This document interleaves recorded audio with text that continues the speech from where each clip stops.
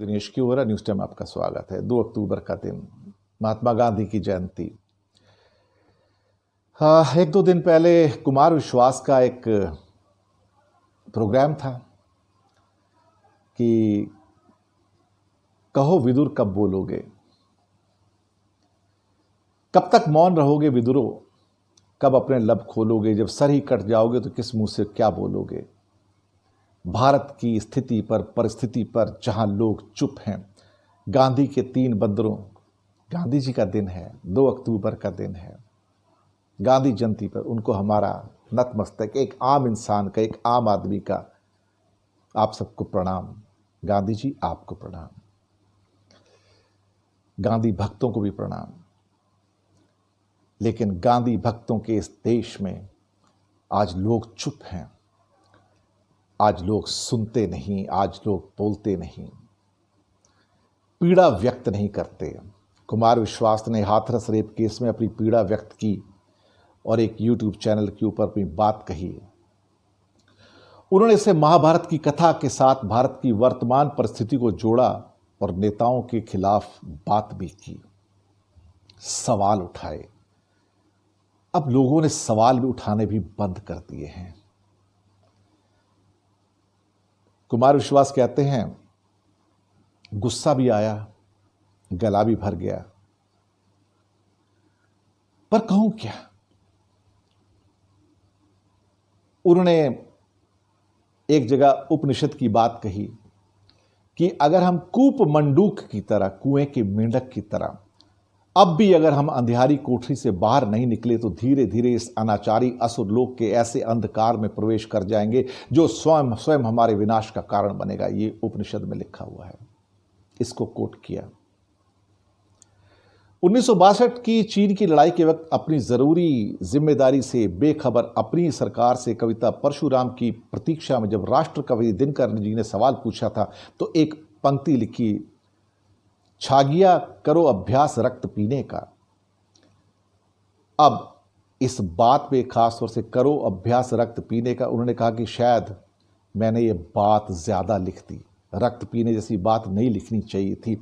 मैंने इसलिए लिख दी ताकि आने वाले कल के इतिहास में लोग याद रखें जब सरकारी सरोकारी लोग मौन थे, चुप थे, तो देश के एक कवि को इतना गुस्सा आया कि उसने रक्त पी जाने वाली जैसी कामना कर डाली। कब तक मौन रहोगे विदुरो, कब अपने लब खोलोगे, जब सर ही कट जाएगा तो किस मुंह से बोलोगे। फिर आगे कहते हैं हर बात की तरह शुरुआत करते समय जय हिंद कहने में समस्या, क्योंकि हिंद भी अगर सुनता होगा, देश भी कभी सुनता होगा तो आपसे पूछता होगा मेरी जय कहने का तुम्हें अधिकार है या नहीं है। आगे कहते हैं वो कुमार विश्वास, जब बचपन में मैं महाभारत की पूरी कहानी अपनी दादी से सुनता था, पिताजी से सुनी, तो अक्सर सोचता था इतने नीतिज्ञ, इतने पढ़े लिखे, इतने विराट व्यक्तित्व के लोग एक ही सभागृह में उपस्थित थे, जहां चाहे द्वेष था, वैमनस्य था, ईर्ष्या थी, दोनों दलों के लोगों में घृणा थी। पर ऐसा क्या हुआ होगा कि एक कुलवधू जो बड़े आग्रह आदर्श स्नेह के साथ उस परिवार में आई हो, जहां जिसने भीष्म के चरण छुए हो, जिसने गुरुवर द्रोणाचार्य की पूजा की हो, महात्मा विदुर में उन्हें पिता दिखाई दिए हो, जिन्हें दुर्योधन में अपना देवर दिखाई दिया हो, जिन्हें कृपाचार्य में अपना रिश्तेदार दिखाई दिया हो, उस पूरे परिवार में, पूरे वंश में चाहे कितनी घृणा हो, कितना द्वेष हो, लेकिन ये कैसे हुआ कि उस स्त्री को बालों से खींचकर सभागृह में लाया गया, उसका चीरहरण किया गया। बात चीरहरण की नहीं थी, बात यह थी कि इस पर कोई बोला नहीं। जिन्होंने दांव लगाया उनकी क्या बात करनी, वो तो अपराधी थे ही है, उन पर क्या दुख करना। लेकिन गुस्सा तो आ सकता है ना आपको भीष्म पर, द्रोणाचार्य पर, कृपाचार्य पर, लेकिन विदुर, महात्मा विदुर, नीति के जो ज्ञाता जिन्हें कहे जाते हैं, उन्होंने खड़े होकर धृतराष्ट्र से पूछा था मेरी आपके प्रति प्रतिष्ठा है, सिंहासन के प्रति प्रतिष्ठा है, लेकिन ये तो सवाल पूछूंगा कि आखिर क्या हो रहा है, ये क्यों हो रहा है। जब विदुर सवाल पूछ रहे थे तो दुर्योधन के चमचों ने उन्हें हस्तिनापुर का विद्रोही बताया था, यानी कि देश का दुश्मन। ये चमचों की छाप होती है अपने दुर्योधन को बचाने के लिए और धृतराष्ट्रों को बचाने के लिए। उनके अंधेपन को उस देश के ऊपर मढ़ देते हैं और कह देते हैं आप देश के खिलाफ जा रहे हैं। मैं कहता हूं नंद मगध नहीं था, मगध था, रहेगा। भारत था, भारत है, भारत रहेगा। सरकारें आएंगी, सरकारें जाएंगी, लेकिन देश रहेगा। सही कहा, आक्रोश था। आज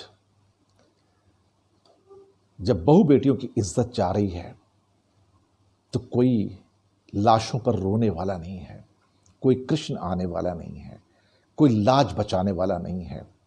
और सत्ता के लोलुप व्यक्ति राजनीतिक जब टीवी न्यूज़ पर आके एक दूसरे के ऊपर लांछन लगाते हैं और कहते हैं कि मेरा अपहरण, मेरी हत्या, मेरा बलात्कार तुम्हारे वाले से शायद बेहतर ना हो या मेरी कमीज तुम्हारे से उजली हो, तो शर्म आती है कि हम ऐसे भारत में जी रहे हैं। 2 अक्टूबर का दिन, गांधी का दिन, आप सोचिए कि क्या आपने इन्हीं कर्णधारों को चुना था, इन्हीं सत्ता के लोलुप व्यक्तियों को चुना था जो देश की इज्जत को तार तार कर दे, जो देश की द्रौपदी को चीरहरण करके सड़कों पर फेंक दे और कहीं ना कहीं रात के 3 बजे उसका अंतिम संस्कार कर दे पेट्रोल डाल के। इन्हें कौन कहता है ये हिंदू हैं? हिंदुओं के नाम पर कलंक है ये भारत के नाम पर कलंक है। ये अहंकारी हैं। ये कहते हैं हमसे सवाल मत पूछिए। क्या वोट दिया आपको तो क्या सवाल पूछने का अधिकार ही समाप्त कर दिया? क्या 5 साल के लिए वोट दिया तो यह मतलब तो नहीं कि हम आपसे सवाल भी नहीं पूछ सकते? मैं कोई भीष्म नहीं हूं, मैं द्रोणाचार्य नहीं हूं, मैं कृपाचार्य नहीं हूं, मैं विदुर हूं। मैं सवाल तो पूछूंगा कि हो क्या रहा है। इसके बाद उन्होंने स्मृति ईरानी की बात की, जया बच्चन की बात की, कुमार विश्वास ने, और आगे कहा कि इस बिके हुए समय में सब बिके हुए हैं, आप और हम बचे हैं। सामान्य नागरिक जब बोलेंगे तो सरकारें सुनती हैं, इनकी औकात नहीं है। एक उन्होंने शेर सुनाया पाकिस्तान के कवि हबीब जालिब का। ये ज़ियाउल हक का ज़माना था जब उन्होंने एक नज़म पढ़ी थी। जब नज़म पढ़ी तो किसी ने उनका नीचे से पायजामा खींचा और कहा अभी वक्त नहीं है इसका। तो उन्होंने कहा था कि मैं वक्त देखकर तेवर बदलने वाला शायर नहीं हूं। उन्होंने कहा कि दीप जिसका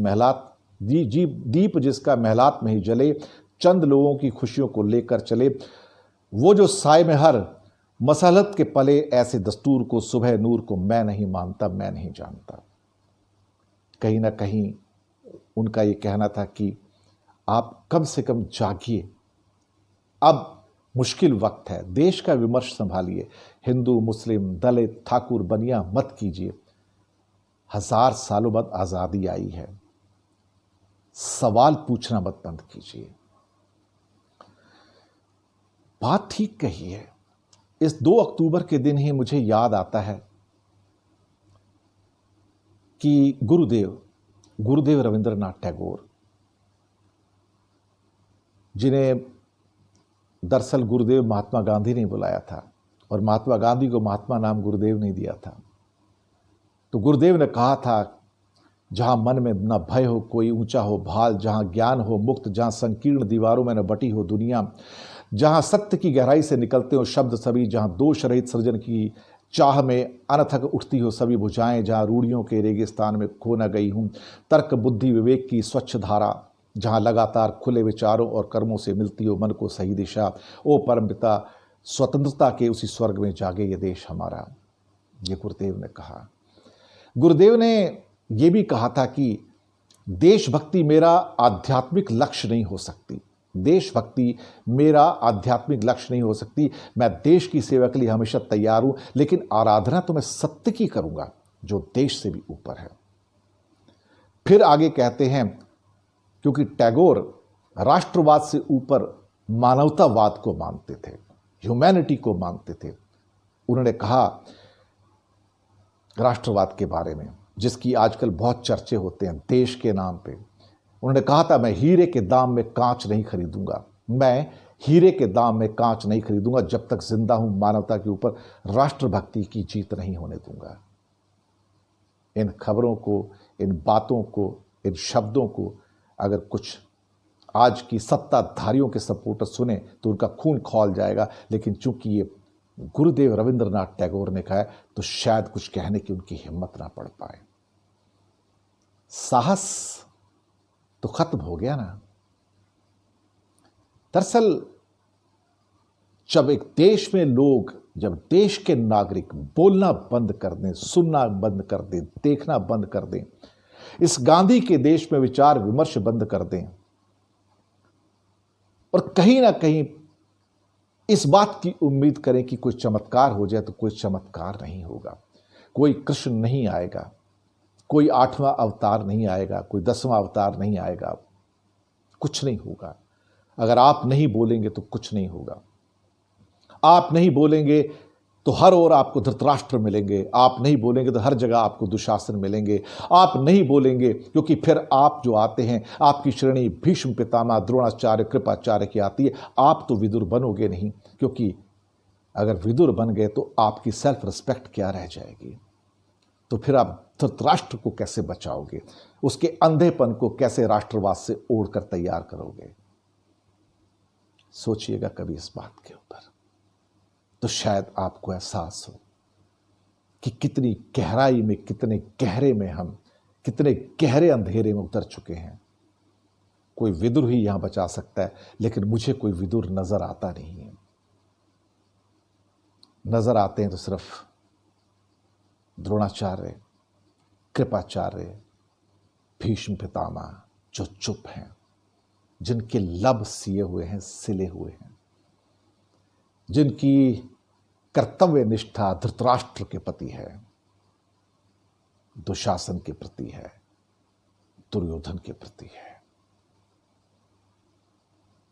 कहां हो विदुर तुम, और कहां हो बापू तुम। इस 2 अक्टूबर को हो सके तो एक बार फिर भारत में जन्म लो। बहुत जरूरत है हमें, बहुत जरूरत है आपकी। ब्रिटिश काल में आप लड़े थे, आजादी दिलाई थी, हम तो अब भी गुलाम हैं। एक बार फिर आ जाओ भारत में, फिर से पुनर्जन्म लो। कहां हो बापू तुम। नमन आपको आज के दिन।